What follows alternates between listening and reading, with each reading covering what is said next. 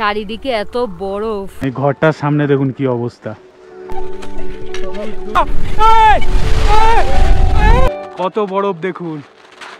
মানালি কিভাবে আসবেন, কোথায় থাকবেন, কত টাকাই বা খরচ, ট্যুর প্ল্যানই বা কত দিনের জন্য করবেন, এবং সবচেয়ে বড় কথা রোথাং পাস কবে থেকে কবে বন্ধ থাকে, কি কি ডকুমেন্টস লাগে, আর কীভাবেই বা সমস্ত ট্যুরটা প্ল্যান করবেন নিজেরা একা একা, কোনো ট্যুর এজেন্ট ছাড়া, সমস্ত ইনফরমেশন পাবেন এই ভিডিওতে। তাই ভিডিও স্কিপ না করে শেষ পর্যন্ত দেখুন, এবং ভালো লাগলে আপনারা জানেন শৈলীজ লাইফস্টাইলকে সাবস্ক্রাইব করে শৈলীজ লাইফস্টাইলের পাশে থাকতে হবে।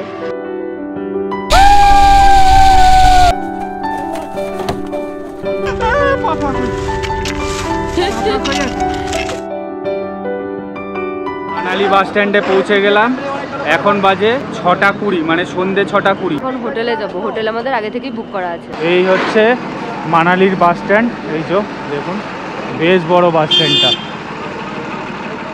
আর এখানে লেখাও আছে HRTC বাস স্ট্যান্ড। মানালি বাস স্ট্যান্ডের বাইরে দাঁড়িয়ে আছি, এখান থেকে যেরকম গাড়ি পাওয়া যায়, অটো পাওয়া যায় হোটেল যাওয়ার জন্য। আমরা এখন অটোই দরদাম করছি, মানে আমরা করছি না, আমি দাঁড়িয়ে আছি লাগেজ নিয়ে, রাহুল দরদাম করছে।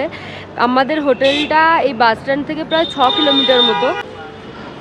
ফাইনালি এই অটোটা নিলাম, অনেক বার্গেনিং করার পরে অনেক টাকায় বলছিল, তো লাস্টে 200 টাকায় ফাইনাল হয়েছে।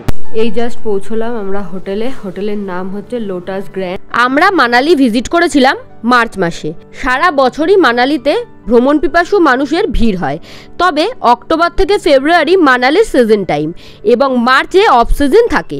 অফ সিজনে আমাদের রুমের ভাড়া নিয়েছিল 1500 টাকা, সিজনে এই ভাড়াই বেড়ে প্রায় ডবল হয়ে যায়। হোটেলের ফোন নাম্বার আমি স্ক্রিনে এবং ডেসক্রিপশানে দিয়ে দিচ্ছি, যে কোনো দরকারে যোগাযোগ করে নিতে পারেন। হোটেল লোটাস গ্র্যান্ডে শৈলীজ লাইফস্টাইলের নাম নিলে এক্সট্রা ডিসকাউন্টও পেয়ে যাবেন। সিমলা মানালি ট্যুরের আগের ভিডিওগুলি অলরেডি আপলোড হয়ে গেছে, ভিডিওর লিঙ্ক আমি ডেসক্রিপশানে এবং আই বাটনে দিয়ে দিলাম, দেখে নিলে আপনাদের এই ভিডিও বুঝতে সুবিধা হবে। প্রথম দিন মানালি পৌঁছে রাত্রিবেলাতেই হয় হোটেলের সাথে, না হয় মেল থেকে কোনো ড্রাইভারের সাথে কথা বলে পরের দিনের ট্যুর ফিক্সড করে নেবেন, না হলে পরের দিন বেরোতে দেরি হয়ে যাবে। কালকে রাত্রিবেলায় যখন হোটেলে আসছিলাম এই রাস্তাটা দিয়েই, তখন না এতটা বুঝতে পারিনি যে জায়গাটা এত সুন্দর। এখন যা লাগছে জায়গাটা, ও হিড়িম্বা টেম্পলটা আমাদের হোটেল থেকে মোটামুটি 7 কিলোমিটার দূরত্বে অবস্থিত। গেলাম হিড়িম্বা দেবীর টেম্পলের সামনে, এদিকে হচ্ছে হিড়িম্বা দেবীর টেম্পল, এই সাইডে হচ্ছে ঘটককচের টেম্পল। এখানে না কি সুন্দর খরগোশ, তারপর ভেড়া, এগুলোকে নিয়ে ওনারা ঘুরছে, বলছে ওগুলোকে কোলে নিয়ে ফটো তোলা যাবে। বেশ ভালো লাগলো ব্যাপারটা। कितना करके है ड्रेस? इसका 100 पीस है सर, फोटो कितना मर्जी, दोनों का, एक का 50। কি সুন্দর জায়গাটা, চারিদিকে দেবদারু গাছ দিয়ে ঘেরা, আর মিডিলটাই হচ্ছে হিড়িম্বা দেবীর টেম্পল, দারুণ লাগছে দেখতে। এই হিড়িম্বা দেবীর টেম্পলটা উইন্টারে আসলে কিন্তু পুরো বরফে ঢাকা পাবেন। এই দেখুন বরফ, নোংরা হয়ে গেছে বরফগুলো। হিড়িম্বা দেবীর টেম্পলের ভেতরে ঢুকবো, শু খুলে কিন্তু ভেতরে ঢুকতে হবে, ক্যামেরা ভেতরে অ্যালাউ কিনা যাই না। তো সামনে একটা বিশাল বড় লাইন পড়েছে, মানে অনেকটা দূর এগিয়ে এসেছি, মিডিলের দিকে চলে এসেছি, তাও এখনও অনেকটা বড় লাইন আছে। পেছনের লাইনটা দেখুন। যখন এই হিড়িম্বা দেবীর টেম্পলটা আসবেন তখন কিন্তু আপনারা মোজা পরে আসবেন, নাহলে খালি পায়ে দাঁড়াতে হলে কিন্তু অবস্থা খারাপ হয়ে যাবে। ফ্লোরগুলো প্রচণ্ড ঠান্ডা, আমি মোজা পরে আছি তাই আমার অবস্থা খারাপ হয়ে যাচ্ছে।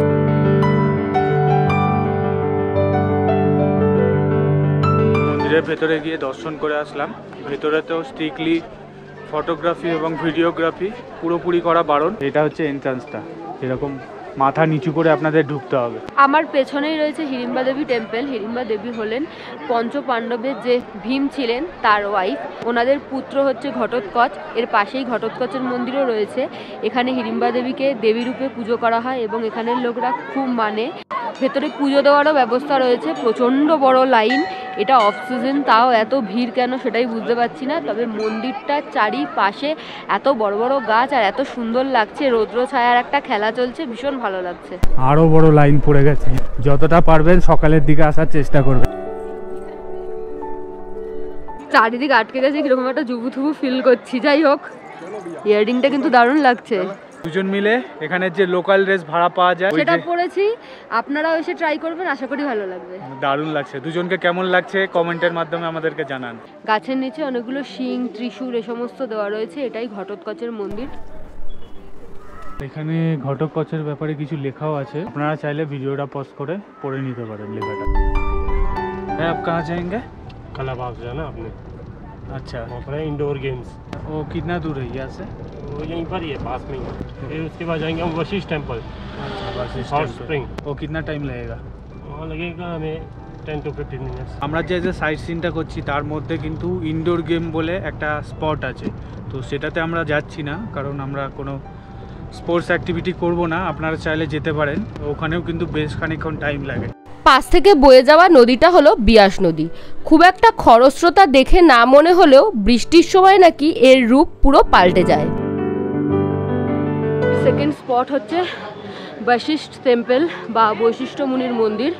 তো বেশ খানিকটা চড়াই রয়েছে, দুধারে দোকান রয়েছে, দেখতে বেশ ভালো লাগছে। শপিং করতে যারা ভালোবাসেন তাদের এই রাস্তাটায় উঠতে কষ্ট হওয়ার কথা না। এটা হচ্ছে শিব টেম্পল, যেটা এখন বন্ধ আছে, মানে মূল মন্দিরের দ্বারটা বন্ধ আছে এখন। 1টা থেকে 2টো পর্যন্ত মূল মন্দিরের দ্বার কিন্তু বন্ধ থাকে। জুতো খুলে মন্দিরের ভেতরে প্রবেশ করতে হবে। এই যে কাউন্টার আছে। কিতনা করকে লেতে হ্যাঁ? 5 রুপিয়ে। চলো মন্দিরের ভেতরে প্রবেশ করি। তো মন্দিরের ভেতরে ঢুকে গেছি, ফ্লোরগুলো ভীষণ ঠান্ডা।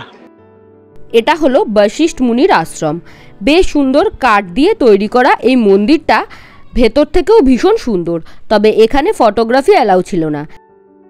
উষ্ণ প্রস্রবণ বা হট স্প্রিং যেটা বলে, এই সাইডটাতে আছে। এটা হচ্ছে মেন্সদের জন্য, আর লেডিসদের জন্য কিন্তু অন্য সাইডে। তো এই বশিষ্ঠ মন্দিরের সামনে কিন্তু একটা রাম মন্দিরও রয়েছে, একটু সিঁড়ি দিয়ে ওপরে উঠে আসতে হয়। এখন ওখানে এসছি, মন্দিরটা ভীষণ সুন্দর। এই আর কি, এখানে আর সেরকম দেখার কিছু নেই। এখন নেক্সট স্পটের দিকে যাব। এই বশিষ্ঠ মন্দিরের বাইরে কিন্তু অনেক খাবারের দোকান রয়েছে। ওখান থেকে একটা মশালা ধোসা নিলাম, লাঞ্চটা তো করতে হবে, তাই জন্য কেমন টেস্ট জানি না, তাই একটাই নিলাম। 120 টাকা দাম নিল। তো বাকি ঘুরে আমরা মল রোডে যাবই, তো ওখানে তো খাওয়া দাওয়া করবোই। কিতনা করকে হ্যাঁ কেসার? 150 টাকা দাম বললো, যদিও অরিজিনাল কিনা যাই না।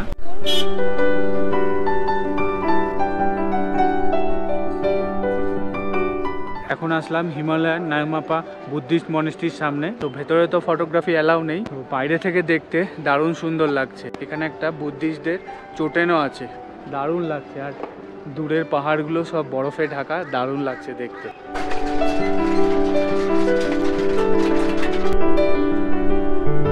একটা পার্কের সামনে এসেছি মনাস্ট্রি ঘুরে।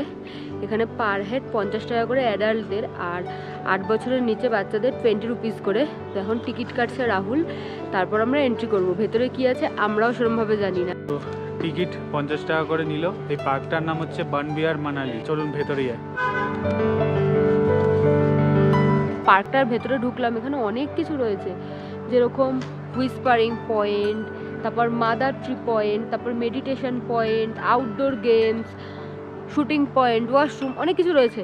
আর ওদিকে অনেক কিছু রয়েছে, সব অ্যারো দিয়ে দিয়ে লেখা। যাই এখন।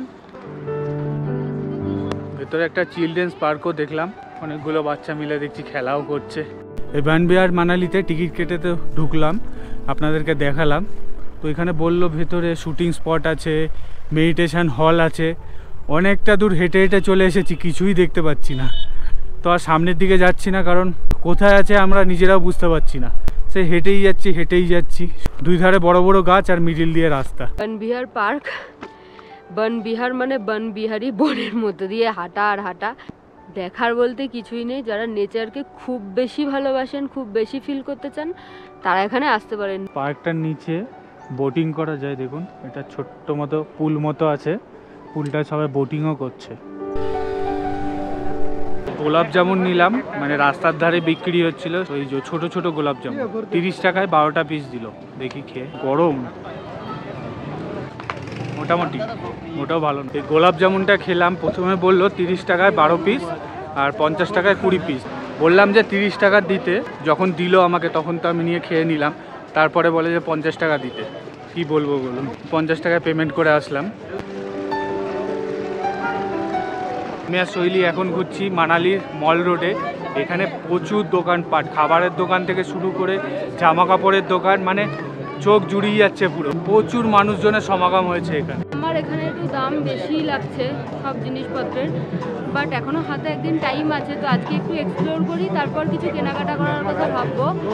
আর জায়গাটা কিন্তু বেশ জমজমাট, রেস্টুরেন্ট থেকে শুরু করে সুভিনিয়ার সব সমস্ত কিছুই পেয়ে যাবো। দার্জিলিং মল বা গ্যাংটকের এমজি মার্গে যেরকম জমজমাট থাকে, এখানেও কিন্তু সেম জমজমাট।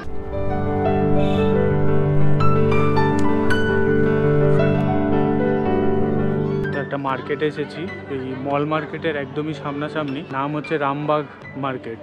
এখানে নাকি সব হ্যান্ডক্রাফটের জিনিস পাওয়া যায়। কত করে? 100 টাকা। সুন্দর লাগছে। कितना कर दिया है ये?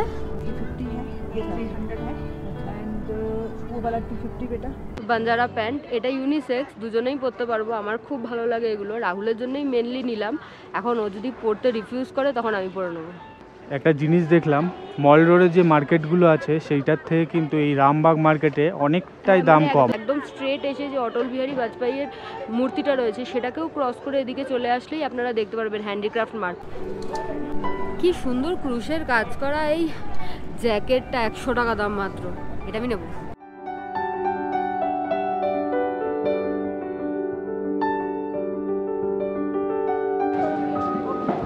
আমার অবস্থা দেখুন। এটা হচ্ছে সিড্ডু আর এটা হচ্ছে ভেজ ফ্রাইড মোমো। দেখে তো বেশ ভালোই লাগছে দুটোই, তো এখন টেস্ট করে দেখা যাক কেমন খেতে।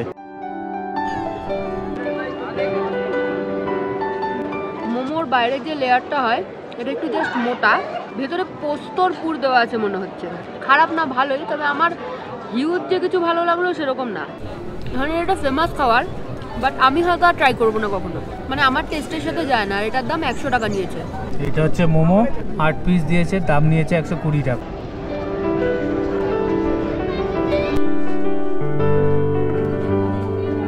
কি নিবি তুই এখন? শালের churidar piece, but fixed price বলছে। কত টাকা? 500 টাকা। মল রোডের পাশে যে মনাস্ট্রিটা রয়েছে, সকালে যেখানে এসেছিলাম ওখানে একটা মার্কেট আছে, ওই মার্কেটটায় কিন্তু বেশ রিজনেবল প্রাইসে জিনিসপত্র পাওয়া যায়। এখানে হোটেল নীলকমল আছে, তার সামনেই ঠিক একটা গলি চলে গেছে। এই গলি দিয়ে সোজা চলে গেলে আপনারা মল রোড পাবেন। এর ভেতরে কিন্তু প্রচুর দোকান। মল রোডের ভেতরে একটা মার্কেটে ঢুকেছি, মায়ের জন্য এরকম একটা সোয়েটার নিলাম, বেশ রিজনেবল প্রাইস। ইয়াক মার্কেটের ভেতর থেকে এই যে আর একটা জ্যাকেট নিলাম, এটা আমার জন্য, অনেক টাকা দাম বলছিল, অনেকটা কমে পেলাম। তো এটার লাস্ট প্রাইস হলো 1200 টাকা। এখন সন্ধে 6:08 বাজে, এখনও কিন্তু মানালিতে বেশ আলো। হ্যাঁ, মানে সন্ধে হতেই যায় না।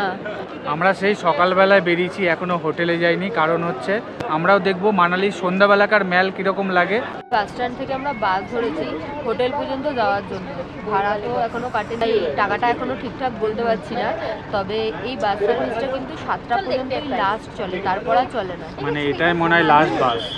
আমরা কিন্তু ওই যে HRTC বাস ডিপো, হ্যাঁ, সেইখান থেকে বাস ধরলাম, লোকাল বাসে করে আমরা এখন আমাদের হোটেলে যাবো। তো আমাদের হোটেলটা একটু মানে মানালি থেকে দূরে, তার জন্য আপনাদেরকে আরও দেখাচ্ছি যে আপনারা লোকাল ট্রান্সপোর্টে করে কিভাবে যেতে পারবেন আমাদের হোটেলে। পার হেড 10 টাকা করে ভাড়া নিল আমাদের। নেমে গেলাম একদম হোটেলের সামনে, এখন যা সিঁড়ি দিয়ে নেমে হোটেলে ঢুকে যাব। এটা কুলুর বাস, যেটা নগর হয়ে যায়, তো সেই বাসে করে আমরা স্বামীনালাতে এসে নামলাম। আমাদের হোটেলটা এখানেই। মানালির বাস স্ট্যান্ড থেকে যখন বাস ধরবেন বলবেন যে স্বামীনালাতে যাব। সিমলা থেকে বা ডাইরেক্ট মানালি আসলেও লাগেজ নিয়ে যখন আপনারা বাস স্ট্যান্ডে নামবেন, তখন সেখান থেকে কিন্তু আপনারা এই যে লোকাল বাসগুলো সেগুলো চড়ে এই হোটেল পর্যন্ত আসতে পারেন চাইলে। খুব বেশি লাগেজ থাকলে যদিও একটু প্রবলেম হওয়ারই কথা, কিন্তু অল্প লাগেজ থাকলে ইজিলি এই বাসে ট্রাভেল করে হোটেল পর্যন্ত আসা যায়, এবং ভাড়া মাত্র 10 টাকা। রাতের ডিনারটা আমরা হোটেলে ফিরেই করেছিলাম। হোটেলে ব্রেকফাস্ট এবং ডিনারের জন্য পার হেড 500 টাকা করে নিয়েছিল পার ডে। ওখান থেকেই খাবার দাবার খেয়েছিলাম আমরা। পরদিন সকাল সকাল বেরোতে হবে সোলাং ভ্যালির উদ্দেশ্যে, তাই তাড়াতাড়ি ডিনার সেরে ঘুমিয়ে পড়লাম। সকাল সকাল একদম কোটফোট পরে রেডি, যাচ্ছি সোলাং ভ্যালি বরফ দেখার জন্য। মানালি তো আমাদের নিরাশ করলো, এখন সোলাংয়ে গিয়ে দেখি কতটা বরফ পাই। চলুন। আজকের জার্নিটা করার জন্য শৈলী আর আমি দুজনেই খুবই এক্সাইটেড, কারণ বরফ দেখতে যাবো আজকে, আর আপনাদেরকেও দেখাবো বরফ। সামনের পাহাড়টা যা সুন্দর লাগছে না, দারুণ লাগছে। কিतना टाइम लगेगा? हमें लगेगा आधा घंटा। হাফ অ্যান আওয়ারের মধ্যেই পৌঁছে যাবো সোলাং ভ্যালিতে। আমাদের হোটেল থেকে সোলাং ভ্যালির দূরত্ব প্রায় 16 কিলোমিটার মতো। মানালির অ্যালটিটিউড কিন্তু 6726 ফিট মতো, আর সোলাং ভ্যালির হাইট কিন্তু বেশ অনেকটাই, প্রায় 8500 ফিট মতো। তো বেশ খানিকটা উঁচুতেই, বুঝতেই পাচ্ছেন। আর ওখানে বেশ ঠান্ডা। গুগলের ওয়েদার রিপোর্টে চেক করছিলাম, প্রায় এখন মাইনাসে আছে।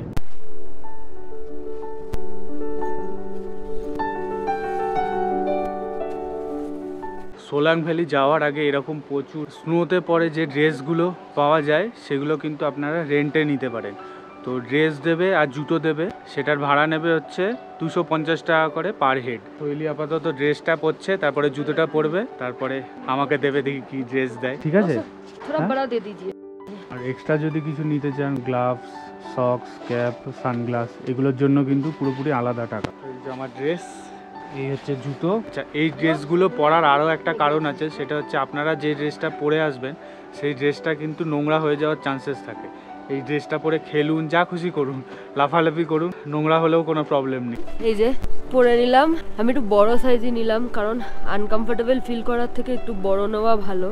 এমন তো না যে ফ্যাশনস হয়ে যাচ্ছি, ভালো বেশ। আর আমি একটু ব্রাইট কালারই নিলাম যাতে ফটো ভালো আসে। ড্রেস পরে একদম রেডি, এই যে জুতো ফুটো পরে আছি। আপনারা যখন এই সোলাং ভ্যালিতে আসবেন সকাল সকাল বেরোনোর চেষ্টা করবেন, নাহলে কিন্তু ওপরে প্রচণ্ড ভিড় হয়ে যায়। চলুন এখন যাই ওপরের দিকে। আমরা যেখান থেকে ড্রেসটা নিলাম ওখানে কিন্তু অনেক কিছু প্যাকেজ দেওয়ার চেষ্টা করছিল, অনেকগুলো টাকা বলছিল, প্রায় 6500 টাকায়। কতগুলো রাইড বলছিল? 4টে রাইড দেবে বলছিল। তো আমরা ওপরে যাই, ওপরে গিয়ে দেখি কোন রাইডটা আমাদের ভালো লাগে, তারপরে চুজ করব, কারণ এখান থেকে কী দেবে না দেবে জানি না। বরফ অলরেডি শুরু হয়ে গেছে, রাস্তার দুই ধারে বরফ পড়ে আছে, দারুণ লাগছে। রোথাং পাস যাওয়ার জন্য আদর্শ সময় হলো মে থেকে নভেম্বর, তবে খুব বেশি স্নোফল হলে রোথাং পাস বন্ধ করে দেওয়া হয়। আমরা যখন গিয়েছিলাম মার্চ মাসে, তখন রোথাং পাস বন্ধ ছিল। প্রত্যেক বছরেই এই সময় রোথাং পাস বন্ধ থাকে। যখন রোথাং পাস খোলা থাকে তখনও সপ্তাহের মঙ্গলবার করে রোথাং পাস বন্ধ থাকে, তাই সপ্তাহের মঙ্গলবার এই ট্যুরটা অ্যাভয়েড করাই ভালো। প্রত্যেক দিন রোথাং পাসে 800টা পেট্রোল চালিত গাড়ি এবং 400টা ডিজেল চালিত গাড়ি অ্যালাউ করা হয়। রোথাং পাস যাওয়ার জন্য কোনো ভ্রমণার্থীরই কোনো ডকুমেন্টসের প্রয়োজন হয় না, শুধুমাত্র গাড়ির ডকুমেন্টসের প্রয়োজন হয়। আমরা যখন গিয়েছিলাম তখন অটল টানেলও বন্ধ ছিল, তার 2 দিন আগেই খোলা ছিল। ভাগ্য খারাপ ছিল, তাই অটল টানেল আর দেখতে পারলাম না। আপনারাও যখন যাবেন ভালোভাবে খোঁজ খবর নিয়ে যাবেন, যদিও ওয়েদারের কথা কিছুই বলা যায় না। পৌঁছে গেলাম সোলাং ভ্যালিতে। জায়গাটা যা লাগছে না, মনে হচ্ছে স্বপ্ন, মনে হচ্ছে এখনো স্বপ্ন দেখছি আমরা। কত দিনের আমাদের ইচ্ছা ছিল এখানে আসার। তো গাড়ি থেকে তো নেমে গেলাম, ভাবলাম যে বিশাল ঠান্ডা হবে, মানে পুরো শিবরিং হবে, সেই সব কোনো কিছুই হচ্ছে না, মোটামুটি ঠান্ডা লাগছে। আর চারিদিকে বরফ। উফ, সকালবেলা ব্রেকফাস্ট করে আসিনি বলে এখানে দেখলাম একটা খাবারের দোকান আছে, ওইখান থেকে একটা ম্যাগি অর্ডার দিলাম, 70 টাকা দাম বললো। সেটা খেয়ে দিয়ে তারপরে বরফের ওই দিকটাতে যাবো লাফালাফি ঝাপাঝাপি করতে। কেমন লাগছে বল? দারুণ লাগছে।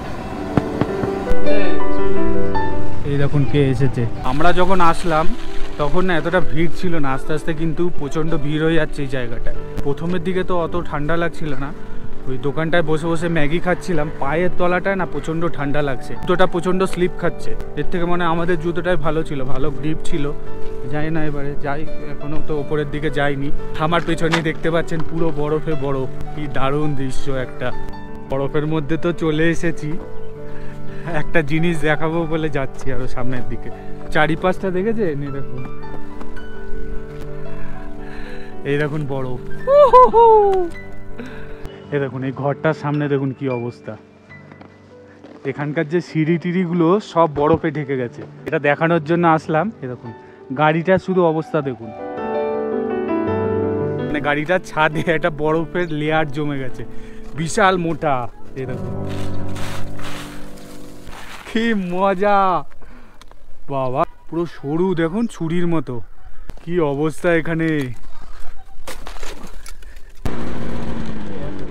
এখানে সব অ্যাক্টিভিটিসগুলো হয়, স্কিন, তারপরে আরও অনেক রকমের অ্যাক্টিভিটিস আছে, এগুলো চাইলে আপনারা করতে পারেন। এই গাড়িগুলো করে ওপরে আপনাদেরকে ঘুরিয়ে নিয়ে আসবে। এসব कितना करके है?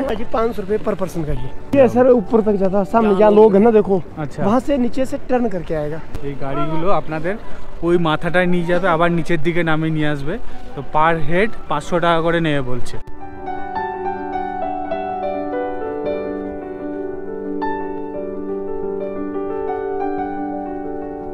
এখন শৈলী আর আমি দুজন মিলে করব স্কিন, প্রথমবার ট্রাই করব, মানে দেখে খুবই মজা লাগলো। তো প্রথমে তো অনেক টাকায় বলছিল, পার হেড বলছিল 300 টাকা করে, বার্গেনিং করে দুজনের 300 টাকায় করেছি। এই যে শৈলীর অবস্থা দেখুন, প্রথমবার করবে, শৈলী এমনিই ভয় পাচ্ছে। এই স্নো অ্যাক্টিভিটিগুলো আসলে কিন্তু ট্রাই করবেন। কেমন লাগছে বল, প্রথমবার ট্রাই করবি এই জিনিসটা? রাহুলকে আমি জাস্ট মেরে ফেলবো, ও আমাকে ফাঁসিয়ে দিল নিজে করবে বলে।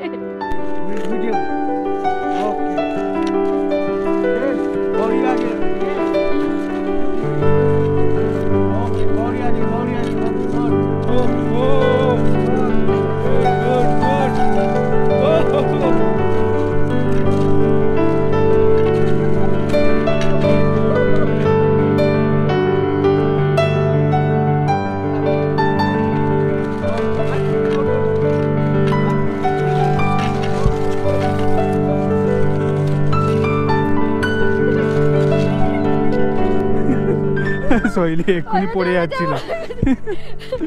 উতারো উতারো। এখানে যারা গাইড আছে তারা কিন্তু বেশ ভালোভাবে আপনাদেরকে গাইড করে দেবে। দেখুন এই যে রাহুল এখন রেডি হচ্ছে, জুতো পরছে। প্রচন্ড টাইট জুতোটা। হ্যাঁ, ओके এই যে আমাকে যেভাবে শিখিয়ে দিচ্ছিল ওকেও শিখিয়ে দিচ্ছে এইভাবেই, একইভাবে। आप स्क्रीन से कर दीजिए आगे भाई, ओके कुछ जल्दी नहीं, ओके आराम से হাতটা কাছে রাখ, দুটো বডির কাছে রাখ হাত দুটো। ओके ओके सर, बॉडी आगे बॉडी आगे बॉडी आगे बॉडी आगे বডি আগে বডি আগে বডি আগে।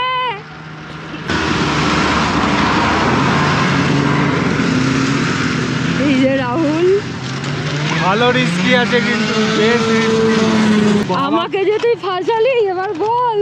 প্রচন্ড স্কিড খাচ্ছে। আটকে গেছে রাহুল, দাদা একটু ঠেলে দিচ্ছে।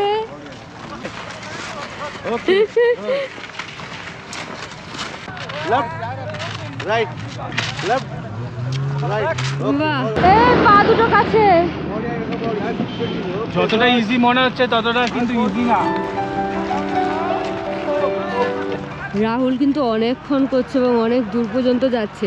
বেসিক্যালি কি হয়, পা, কোমর এবং হাত তিনটে জায়গাতেই প্রেশার পড়ে, আর অভ্যেস যখন আমাদের নেই তখন একটু প্রবলেম হয়। দেখুন আসছে, একাই করে আসছে, ও কিন্তু ভীষণ মজা পেয়েছে। ঘুরি না ঘুরি না। এই যে রাহুল ঘোরানো শিখে গেছে, প্র্যাকটিস করে এখানে তারপর দোকান খুলবে।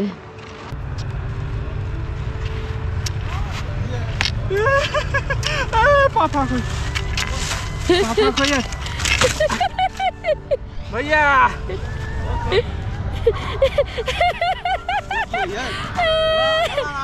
রাহুলের প্র্যাকটিস হয়ে গেছে, ओके ओके ओके आराम से देखिए রাহুলের প্র্যাকটিস হয়ে গেছে। পড়ে গেছি।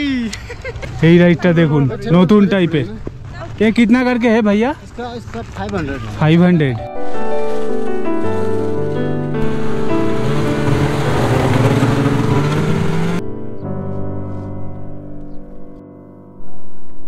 সোলাং ভ্যালির ওপরে একটা মন্দির আছে, দেবতা কাঞ্চননাগ টেম্পল। এই যে সেই মন্দির, বরফে মোড়া পাহাড়ের মাঝখানে ছোট্ট একটা মন্দির। দেখুন কত বরফ, চারিদিকে বরফই বরফ। আমি এই গোলাটা বানালাম এতক্ষণ খুঁজে খুঁজে, তারপরে এখন আমি এটাকে রাহুলের মাথায় চুড়ে মারবো। বরফে এসে যদি একটু নাই ভিজি তাহলে ড্রেস কেন ভাড়া করলাম বলুন তো? যত দূর চোখ যাচ্ছে শুধু সাদা সাদা আর সাদা। বাড়িতে যতজনকে ভিডিও কল করে দেখালাম সবাই বলছে এত বরফ, দারুণ লাগছে, দারুণ লাগছে। যেহেতু খুব একটা বেশি অ্যালটিটিউডে না, তাই কোনো একটা প্রবলেমও হচ্ছে না। যে বরফে খেলার পর একটা হয় না শ্বাসকষ্ট হয় অনেক মানুষেরই, যেটা আমার তো খুবই হয়, বমি বমি ভাব, সেগুলো কিন্তু কিছু হচ্ছে না। সেরকম খুব একটা ঠান্ডাও লাগছে না, যে বিশাল ইনফ্যাক্ট গরম লাগছে। আমরা এত লাফালাফি করেছি, দারুণ জায়গাটা। কি করছে তখন থেকে, শুধু বরফ ছুঁড়ে মারছে আমাকে। আচ্ছা, নিচ থেকে যে ড্রেসগুলো আমরা ভাড়া করলাম, ওখানে অনেক রকমের প্যাকেজ ধরানোর চেষ্টা করছিল। সেই প্যাকেজগুলো আপনারা একদমই নেবেন না। ওপরে এসে মানে রাইড যারা করাচ্ছে তাদের সাথে ডাইরেক্ট কথা বলুন, দরদাম করুন, অনেক কমে পেয়ে যাবেন। প্রচুর সস্তা, প্রচুর সস্তা। হ্যাঁ, ইভেন এখানেও কিন্তু প্যাকেজ ধরানোর চেষ্টা করছে, ঠিক আছে? সেগুলো নেওয়ার একদমই চেষ্টা করবেন না, কারণ ইন্ডিভিজুয়ালি রাইড করলে অনেক কমে হয়ে যায়, আর গ্রুপে থাকলে তো আরও কমে হয়ে যায়। টিকটিকির মতো জাম্প করলো।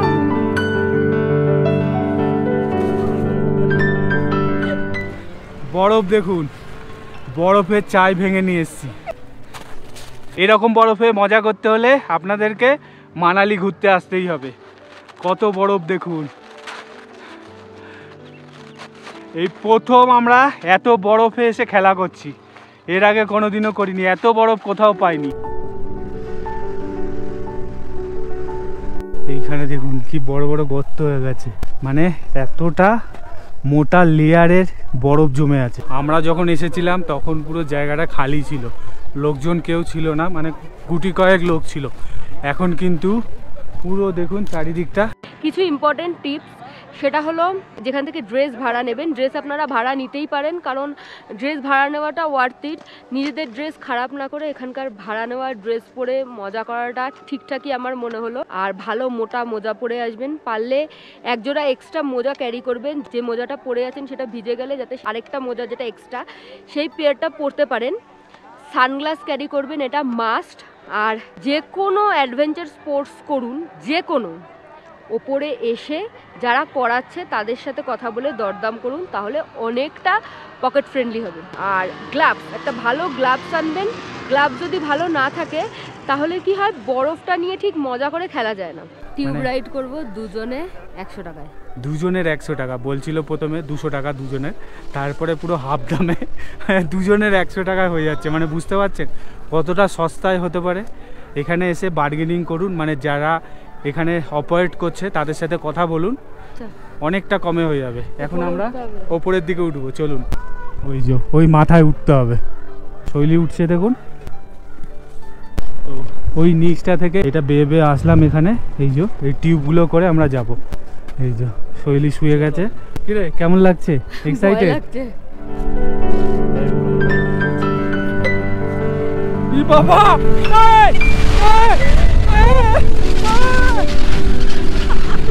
ই বাবা, কি ডেঞ্জার!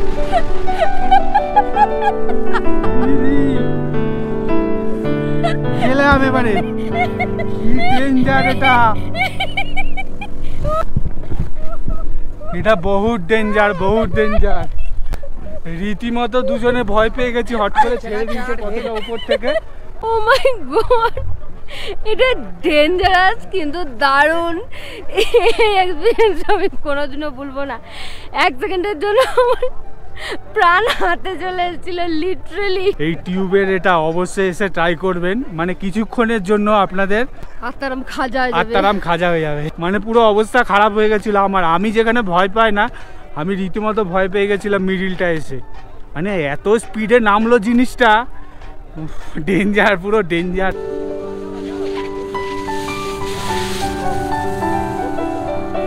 রোপওয়েটা কোথায় দিয়ে চলে আপনাদের একটু দেখায়। এখন 10টা 19 মতো বাজে, এখনো টিকিট কাউন্টার খোলেনি, বেশ খানিকটা টাইম লাগবে।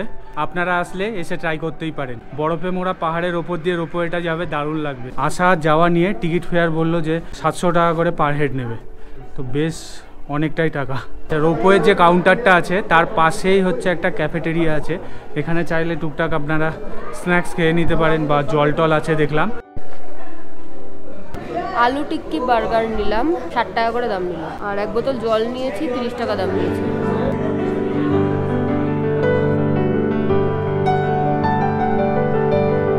সোলাং ভ্যালির এই জায়গাটা ঘোরা শেষ। এখন যাব অঞ্জনি মহাদেবা যে ওপরে মন্দিরটা আছে সেইখানে গাড়ি বা ঘোড়া করে যেতে হয়, দেখি কত টাকা কি বলে। চলুন দাম দর করি, বার্গেনিং করি। সোলাং ভ্যালির এখানে দাম দর করলাম, লাস্ট বললো 1500 টাকা পর্যন্ত হবে। সামনের দিকে গিয়ে একটু বার্গেনিং করব, দেখি কত টাকা পর্যন্ত টাকাটা নামে। হ্যাঁ, শেষ পর্যন্ত গাড়িটা ঠিক হলো। অনেক বার্গেনিং করার পরে কত টাকা? 1000 টাকা।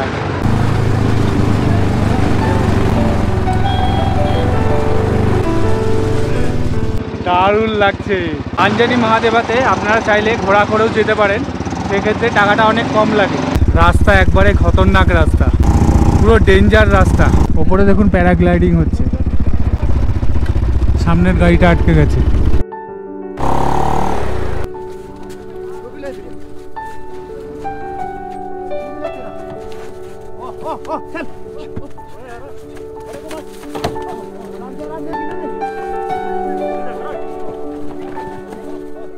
ঘোড়ায় যাওয়া কিন্তু খুবই রিস্কি। একটু আগে একটা অ্যাক্সিডেন্ট হতে হতে বাঁচলো। হঠাৎ করে ভাবছেন যে এখানে বসে আছি কেন? একটু আগে গাড়িতে ছিলাম, একটু আগে গাড়িটা আমাদেরকে উল্টে ফেলে দিয়েছিল, আমাকে আর শৈলীকে। মাঝ রাস্তা কি মানে 5% মতো এসেছিলাম রাস্তা, মাঝখানে উল্টে ফেলে দিল। তাই ভাবলাম আর যাবোই না, এখানে যত গাড়ি যাচ্ছে সামনে থেকে গিয়ে আবার ব্যাক করে আসছে। তাই ভাবলাম এখানে চারিদিকে বরফ দেখলাম, তাই বরফের মাঝখানে আমি আর শৈলী বসে মজা করছি। আপনারাও যখন এই গাড়ি করে যাবেন একটু সাবধানে, প্রচণ্ড রিস্কি গাড়িটায় যাওয়া। আমার জীবনের এটি সবচেয়ে লংগেস্ট জিপলাইন হবে। চলুন রাইডটা করি।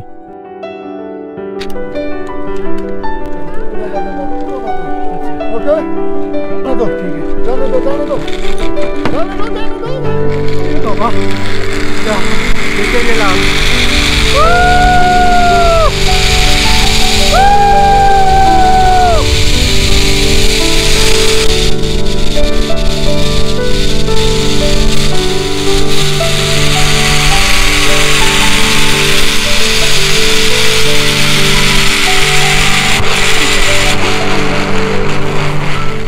রাউন্ড হলো, আবার ওই পারে যাবো, ওই পার থেকে এই পারে নিয়ে আসবে, আবার এই পার থেকে ওই পারে নিয়ে যাবে। প্রথমে তো বেশ অনেকগুলো টাকায় বলছিল প্রথমে 600 টাকা, ঠিক আছে। আমি তারপরে বললাম যে 200 টাকা দেবো, কিছুতে আর রাজি হলো না। লাস্ট পর্যন্ত ফাইনাল হলো 300 টাকায়। এখানে এমনিতেই শুনেছি যে 500 টাকা করে নেয়, তো আমার ভাগ্য ভালো, বার্গেনিং করে 300 টাকা পেয়ে গেলাম। দারুণ লাগলো, অনেকটা বড় জায়গাটা দেখুন, জাস্ট হেভেন লাগছে। ওই পার থেকে এই পারে আসলাম, এই যে এইখানটাতে ওপরের রোপের পয়েন্টটা দেখছেন, ওইখান থেকে আবার ওই সাইডে যেতে হবে। এই জায়গাটা প্রচণ্ড স্কিড খাচ্ছে, আমি 3-4 বার পড়ে গেছি অলরেডি। এই ওপরটা উঠতেই আমার অবস্থা খারাপ হয়ে যাচ্ছে।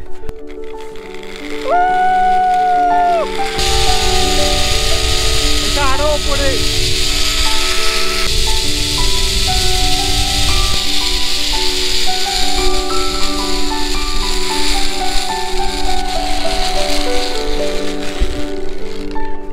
This is very dangerous.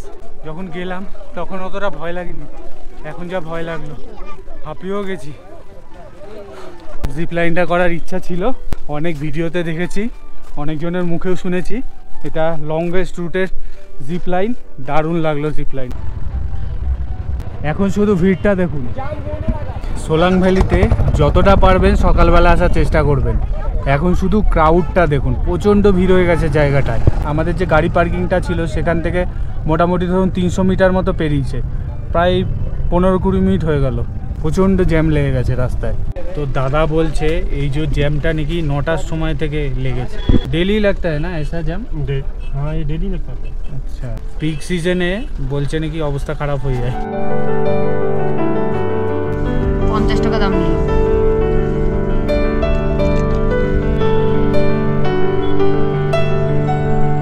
এখন যাব যোগিনী ওয়াটারফলসে ট্রেক করে আপনাদের যেতে হবে। শৈলী বললো যাবে না, শৈলীর প্রচণ্ড পায়ে ব্যথা করছে। এরকম এদের অবস্থা দেখি। আপনাদেরকে তো বললাম গাড়ি থেকে আমরা পড়ে গেছিলাম, ভাগ্যিস আমার ডিএসএলআরটা আর গোপ্রোটার কিছু হয়নি। হাঁপিয়ে গেছি, অনেকটা উপরে চলে এসেছি। এই জ্যাকেটটা মনে হচ্ছে না পরে আসলে ভালো হতো। ওপরে যখন যাবেন না, মানে আমার মনে হলো, তাই আপনাদেরকে বলছি, একটা ছোট জলের বোতল ক্যারি করবেন। পুরো রাস্তায় কোথাও না কোনো সাইনবোর্ড দেওয়া নেই। যেরকম রাস্তা গেছে আমিও সেরকমভাবে চলে যাচ্ছি, জানি না কোথায় গিয়ে পৌঁছাবো। কি রাস্তার কন্ডিশনটা বাজে হয়ে গেছে। অনেকটা দূর আসার পরে দেখুন এরকম একটা বাড়ি, মানে একটা ছোট্ট বাড়ি, দুটো বাচ্চা ছেলেকেও দেখতে পাচ্ছি সামনে। কতটা উপরে থাকে ভাবুন এনারা, মানে এখানে সার্ভাইভ করাও চাপের ব্যাপার। ট্রেকটা করতে দারুণ লাগছে, বেশ মজাও লাগছে। কাটা গাছগুলো দেখেছেন? এই দেখুন পাখি, জাস্ট জায়গাটা দেখুন। এবারে বুঝতে পারছি না কোন দিকে যেতে হবে, কারণ সামনের দিকে একটু রাস্তা গিয়ে ওপরের দিকে না, দেখছি সবাই নিচের দিকে নামছে অনেকজন। আর এখান থেকে ভিউটা কি লাগছে দেখতে। অনেকটা দূর ট্রেক করে আসার পরে এখনও দেখছি অনেক নিচে, মানে ওপরের থেকে আবার নিচের দিকে ডাউনে নামতে হবে। তো আমি আর যাচ্ছি না ওই দিকটায়, আর ইচ্ছাও করছে না, বডি পারমিট করছে না। তো আমি এখন আবার নিচের দিকে ব্যাক করে যাচ্ছি। আমি মোটামুটি ওই 2টো নাগাদ হাঁটা শুরু করেছিলাম, এখন প্রায় 2:43 মতো বাজে। প্রায় 43 মিনিট ধরে আমি হাঁটছি। এখন অনেকটা দূরে, এখনও মনে হচ্ছে প্রায় আধ ঘন্টা মতো হাঁটতে হবে। এখানে একটা ছোট ওয়াটারফলস আছে, গাড়িটা যেখানে আপনাদেরকে নামিয়ে দেবে, বেশ খানিকটা উঠে আসার পরে দেখবেন এরকম ছোট্ট একটা ওয়াটারফলস দেখতে পাবেন। এটা যদিও বর্ষাকালে বড় আকার ধারণ করে। আর আপনাদেরকে দেখালাম যে আমি অনেকটা দূর অবধি গেছিলাম, আর যাওয়া সম্ভব হচ্ছিল না। আপনারাও যদি না যেতে পারেন, এই ছোট্ট মতো ওয়াটারফলসটার সামনে এসে মজা করতে পারেন, ছবি তুলতে পারেন, বেশ ভালো লাগবে। মল রোডে পৌঁছে প্রথমেই খাওয়ার জন্য ছুটলাম। সামনেই একটা রেস্টুরেন্ট থেকে খাবার দাবার খেলাম, বেশ সুস্বাদু ছিল খাবারগুলো। খাবার তো খুব টেস্টি ছিল বললামই, তো দামগুলো একটু বলি। হাফ বাটার চিকেনের দাম নিয়েছে 400 টাকা, কড়াই মাশরুমের দাম নিয়েছে, মানে ওটা ফুল প্লেটই ছিল, হাফ প্লেটের ব্যবস্থা ছিল না, ওটার দাম নিয়েছে 300 টাকা। আর বাটার রুটির দাম নিয়েছে 30 টাকা করে পার পিস। আর কোল্ড ড্রিঙ্কস অর্ডার করেছিলাম, সেটা নিয়েছে 30 টাকা, আর এক্সট্রা জিএসটি অ্যাড হয়েছে। এই যে দুদিন আমরা ঘুরলাম, আমরা কিন্তু মল রোডে এসে প্রচুর ড্রাইভারের সাথে কথা বলেছি, ট্রাভেল এজেন্সির সাথে কথা বলেছি, বাট সব জায়গাতেই আমরা বেশি রেট পেয়েছি। আমরা আমাদের হোটেলের সাথে পরে কথা বলেছি, হোটেল থেকেই গাড়িটা নিয়েছিলাম আলটিমেটলি, কারণ ওখানেই আমরা কম পেয়েছিলাম। আমাদের এই দুদিনের ঘোরাতে, এখন যেহেতু মার্চ মাস, এই সময় আমাদের 3000 টাকা নিল। একটা 3 দিনের ট্যুরও হয়, আমাদের হাতে টাইম নেই, তাই জন্য আমরা মণিকারানার কুলুটা গেলাম না। তো ওইটা করলে কিন্তু এই টাইমে ওইটার খরচা পড়ে 4500 টাকা মতো।